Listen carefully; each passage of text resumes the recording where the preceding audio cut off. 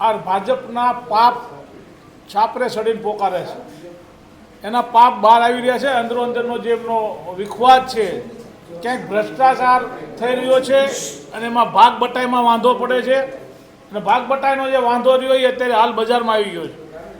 અમે તો વર્ષોથી કહેતા આવીએ છીએ કોંગ્રેસ પક્ષ તરીકે, વિરોધ પક્ષ તરીકે, કે ભાજપ ભ્રષ્ટાચાર કરે છે, કોર્પોરેશનમાં કરોડો રૂપિયાનો ભ્રષ્ટાચાર થઈ રહ્યો છે, પરંતુ રાજકોટની પ્રજાએ ક્યાંક ને ક્યાંક એમને સત્તા ઉપર બેસાડ્યા છે એટલે કરે છે।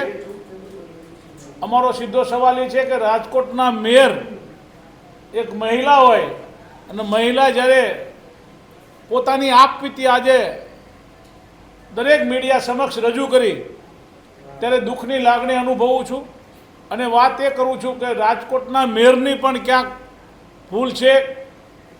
જે વસ્તુ ન થવી જોઈએ એ એમને કરેલી હતી, જે કપડાં સૂકવવા બાબતની એની વાત કરું છું, તો એમાં પણ અમારો વિરોધ છે। રાજકોટના સ્ટેન્ડિંગ કમિટીના ચેરમેને જાહેર કર્યું હતું કે કોર્પોરેશનના 10 વર્ષ પહેલાં જે મેં જે ઠરાવ કર્યો હતો એમાં 2 રૂપિયા કિલોમીટર ગાડી લઈ જવા માટેની છૂટ હતી।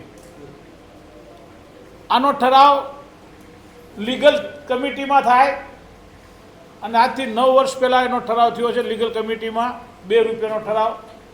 આપણે ઠરાવવા નથી પડતા, પરંતુ હાલ જે રીતે અંદરો અંદરની ભાજપની જે લડાઈ, અંદરના જે બળાપા બહાર કાઢવામાં આવી રહ્યા છે એ હું એમ સમજું છું કે રાજકોટની પ્રજાના, ગુજરાતની પ્રજાના હિતમાં હશે।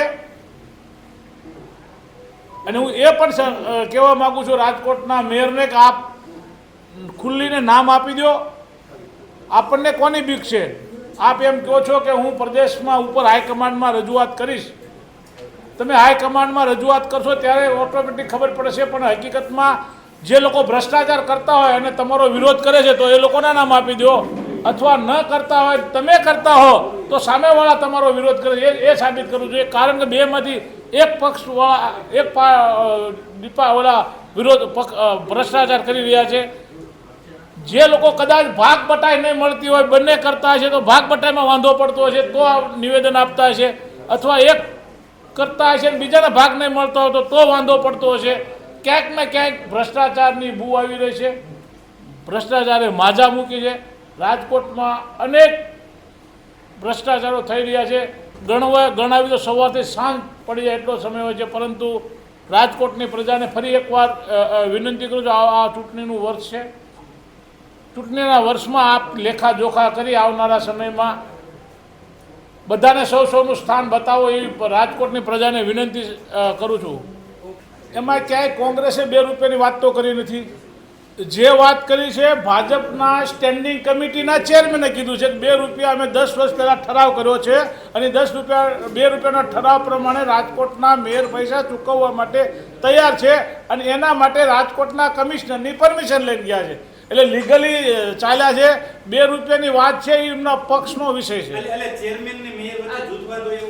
જૂથવાદ નહીં, જૂથવાદ શરમસીમાએ છે, જેની કોઈ આમ કહી શકીએ લીટી જ નથી, એટલી લાંબી છે।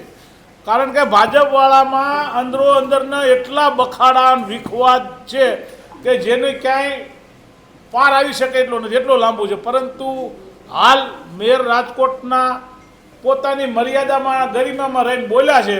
હકીકતમાં મારી દ્રષ્ટિએ એને ખુલ્લું કહેવું જોઈએ કે મને આ લોકો ભ્રષ્ટાચાર કરે એને મને વાંધો છે અને એટલે મને બદનામ કરે છે, આવું થવું જોઈએ।